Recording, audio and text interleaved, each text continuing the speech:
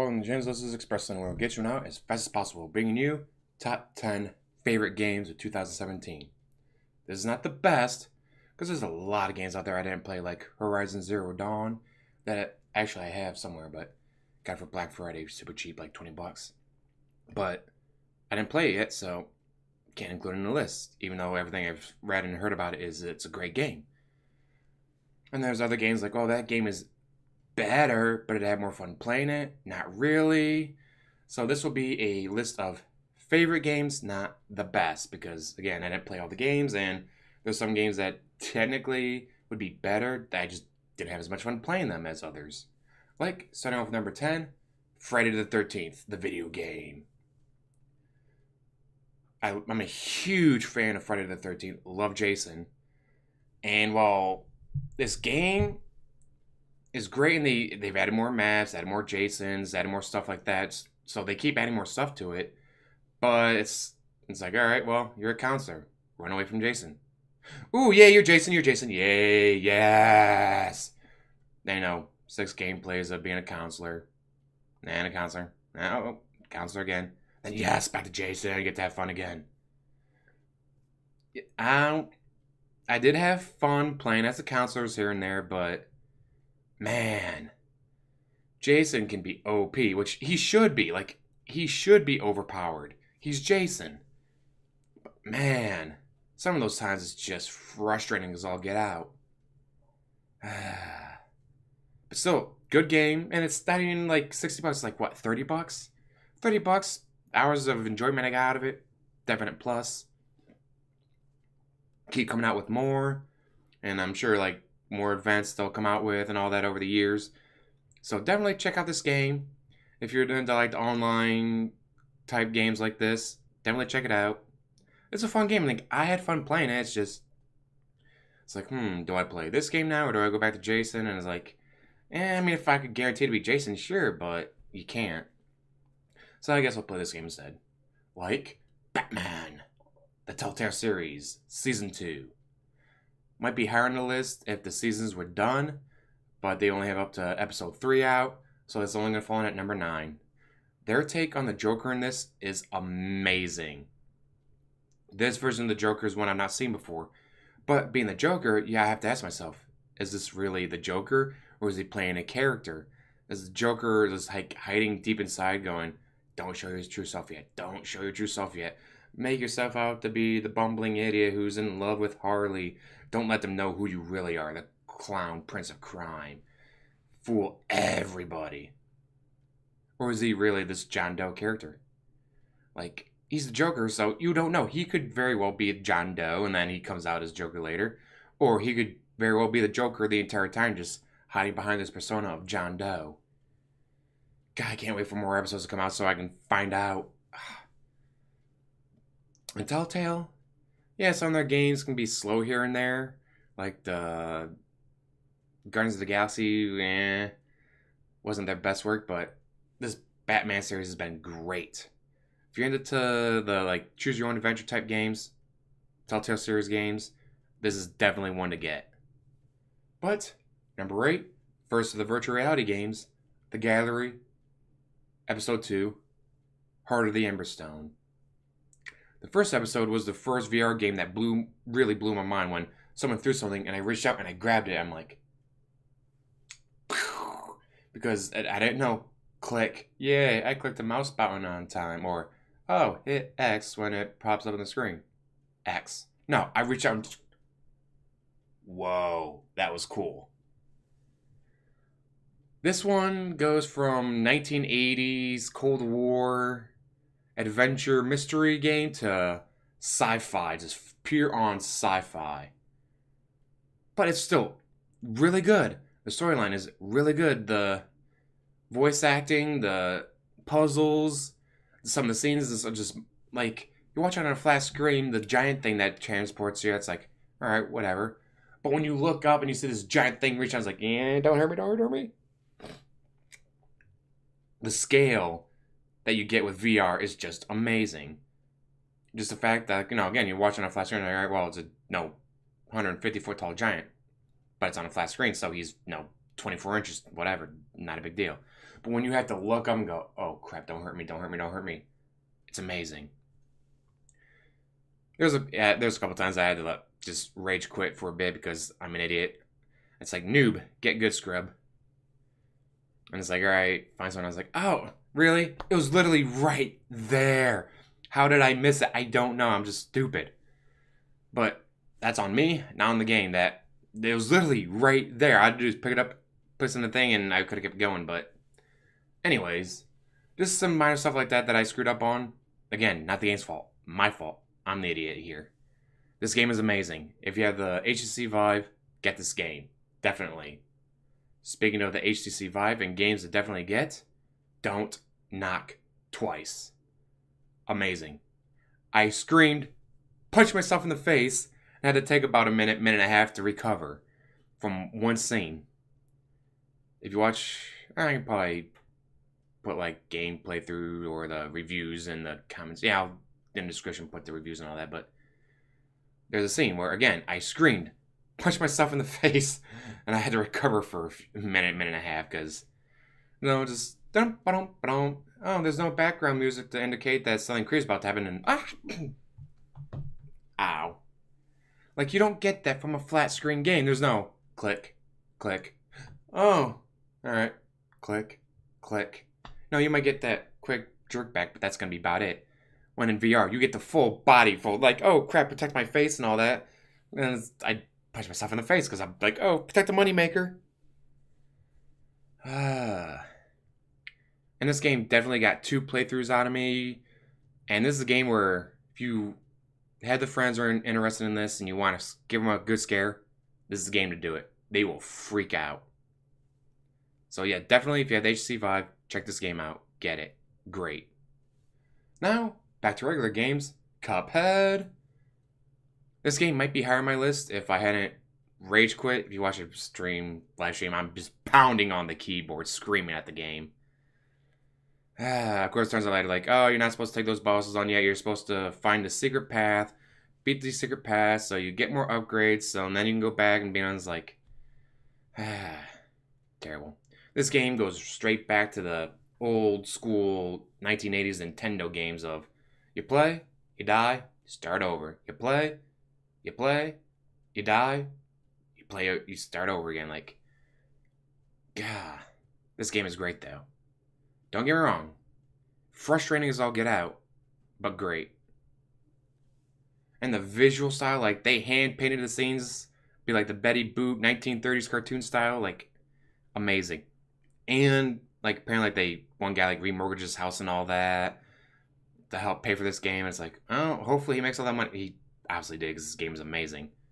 But I did hear the game is better with controllers. So if you have a controller to plug into your computer, do that. Don't use the mouse and keyboard. The controller apparently is way better. And yeah, I guess if you have 2 controllers, you can do the 2-screen co-op thing. It's also on the Xbox, I think, so you can do it there as well for co-op. Have 2 people playing at the same time. I don't have any friends, so...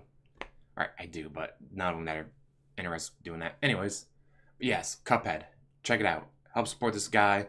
Make sure his wife doesn't make him sleep on the couch for the rest of his life. For remortgaging the house. Next, completely different from any of these other games. Doki Doki Literature Club. Your typical Japanese dating simulator until it isn't. I don't want to spoil it, but this game's free. So you have nothing to lose if you get this game.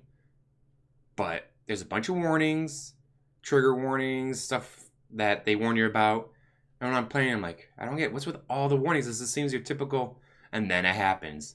And then it's no longer your typical dating simulator. It is just amazing. Both heads, not just one, both. Both heads is whole head explodes when this happens. It is one of the weirdest games I've ever played, even weirder than Tank Dating Simulator, which didn't make this list even though it is a great game. But, sorry. You have to do something in this game that I've never had to do in a game before. It's different, it's weird, it's creepy, it's great. And it's free. You have nothing to lose to check this game out. Nothing. So check this game out. Play it. Love it. Next, back to VR. Last of the VR games, Doom VFR. It's Doom in VR. What more needs to be said? You're in Doom. You're shooting the demons. It is awesome. Running away from the demons with either using the teleport or the dash move. Just this is what VR like. There's no AAA games for VR. Completely ignoring the fact that you don't need AAA games for VR. The fact that it's VR is enough. But this is like one of the first true AAA games. Fallout 4 would probably be on this list, but I haven't played it yet, so I can't include it. But yes, Doom VFR, Amazeball Cray Cray, amazing. It is Doom in VR. It is amazing. God, I can't wait for more. And right now, Skyrim is on the PSVR, like time exclusive for, I don't know, 6 months or something like that. Once that comes to PC. There's going to be a lot of people getting fired because they'll be playing like, oh, you didn't show up for work 3 days in a row. I was like, wait, it's only been 3 days? Huh, I thought I was playing longer. All right, put the headset on. I'm fired, so I guess put the headset back on and just keep playing. All right, maybe because the batteries on the controllers would die eventually, but this, I can't wait for more. Now, number 3, probably going to be controversial, but Star Wars Battlefront 2. I know. Loot boxes, EA. EA did everything they could to screw this game up, and they couldn't. Visuals, 11 out of 10. Audio, 11 out of 10. The single-player campaign mode, 9 out of 10. The star battles, 10 out of 10. The ground battles, I suck at them. If I didn't suck so much, maybe... Well, then again, I suck at the star battles, too. I don't do very well. But I just love being able to fly around with TIE fighters and let and shoot stuff. But still, 9 out of 10. Like, this game is amazing. Yes, the loot boxes was stupid. The whole system of, like, unlocking stuff was pretty stupid. But they keep coming out with more stuff. And, like, they've said, all right, we're not doing a season pass. We have a new map. Here's a new map. Oh, we have a new character. Here's a new character. Like, they released the Planet Crate from The Last Jedi. I saw the movie. I played the game. It's spot on. I mean, it is gorgeous. It is beautiful. Just everything about this game is Star Wars. Except for the loot boxes. If they didn't have the loot boxes, this game probably would have been number 2. But at number 2, you have Life is Strange Before the Storm. Life is Strange, the original 5 episodes, one of my favorite games of all time. The reason this game is only number 2 is because it's a prequel. So even when I tell myself, don't let the other game influence your choices, it still does. Because, like, well, I'm not going to choose that because I know he does this in the future. I'm not going to choose that because I know he does that in the future. Well, I can't choose that because she says this. And it's like, dang it, I'm letting the other game influence my choices. Like, if this game came out first, it'd probably be better to play through because, or if you haven't played Life is Strange, get this first and then play Life is Strange so you don't let Life is Strange influence your choices. But I couldn't help but let the first game influence my choices. If they really wanted to blow my mind with this, as I was planning, as like, well, I mean, is there any really way to blow your mind with this game? Because, I mean, like, this person does this person does that. I mean, all your choices, what do they really matter? And I was like, well, what if, like, they should have mentioned the game, like, wow, Chloe Price looks a lot like Rachel Amber. Like, wow, they could be sisters. Wow, they might almost be twins. And then have, like, something happen to Chloe. Like, Chloe gets killed, and then Rachel Amber goes, I hate my life. I hate my dad for stuff that happens in the game. But, like, well, here's my chance. Everyone says we look alike. If I change my appearance just enough to distract people, I'll be able to pull it off. She's an amazing actress. Like, people know she's an actress. So, she dyes her hair, gets a tattoo real quick. Like, no, she runs away for 3 days. Like, oh my God, Chloe Price and Rachel Amber ran away for 3 days. And then she comes back, the bright blue hair, bunch of tattoos, facial piercing, be like, okay, well, I'm just going to walk in, act like I live at Chloe Price's house. Sorry. Like, that would have been a great, and then find out that it was Chloe Price that was killed, and then Rachel Amber just, like, she mined Chloe for all this information, and then changed her hair and all that to distract people from the fact that, yeah, she looked like Chloe Price, but wasn't Chloe Price. And before anyone says that's stupid, remember this. Charlie Chaplin. one of the biggest stars of his time. He took off the greased mustache. No one recognized him. Like he stepped off a subway train. No one recognized him. Like, oh crap, got back on the subway train. Puts on the greased mustache. Steps outside. Everyone recognized him. Mind you, he was the biggest star of the time. Without the greased mustache, no one recognized him. No one. Marilyn Monroe, biggest star of her time. She put on a brunette wig.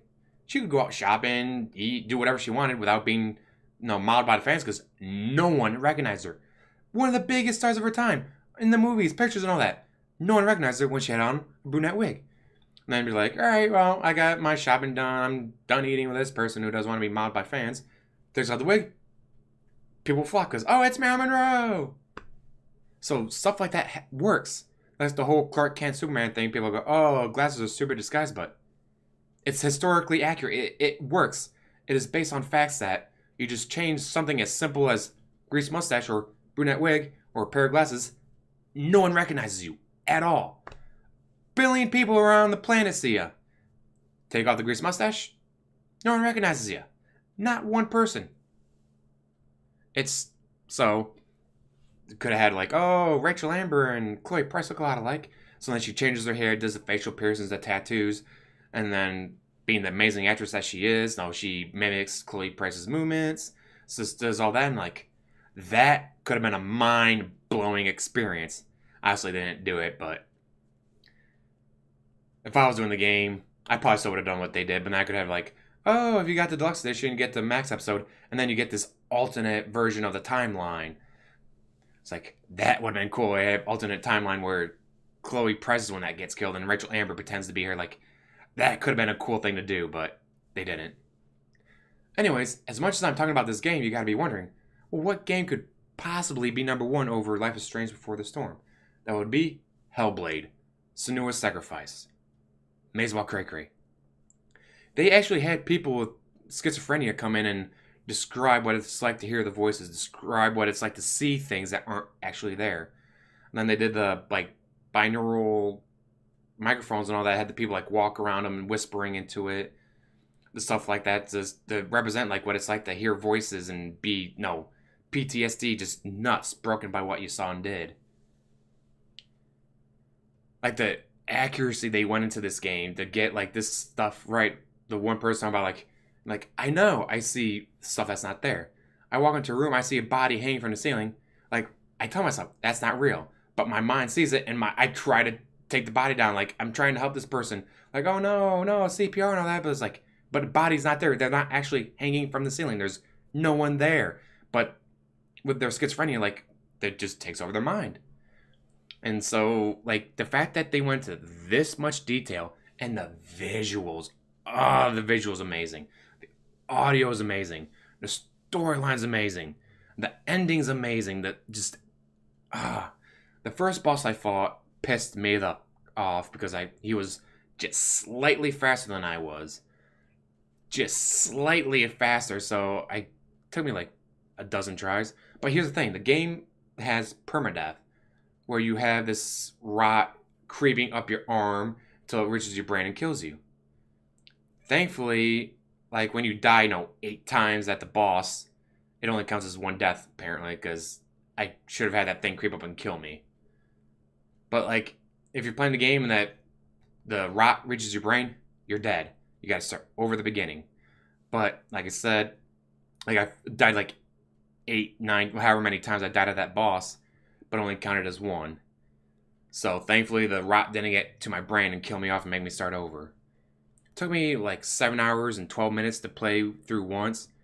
Probably would have been a lot faster if I didn't die over and over and over at that one boss. But hey, it is what it is. Great game, amazing game. The permadeath thing like makes each death count. And just the fact that they went into such detail of actually getting people with schizophrenia to describe the visions, describe the voices, describe what it's like to have this mental illness, and so that way they could craft it to be real. Not like, oh, well, I saw an episode of CSI that the person said this, so we're going to base it off of that. Like, no, they got the actual people who have this mental illness and actually had them like, all right, here's how we're going to do it. To make it sure it was accurate, it was amazingly well done.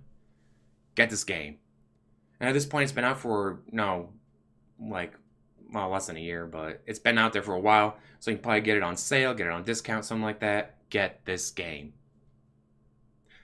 Agree? Disagree? Let me know down in the comments, because as always, like, subscribe, comment down below, and have a wonderful day.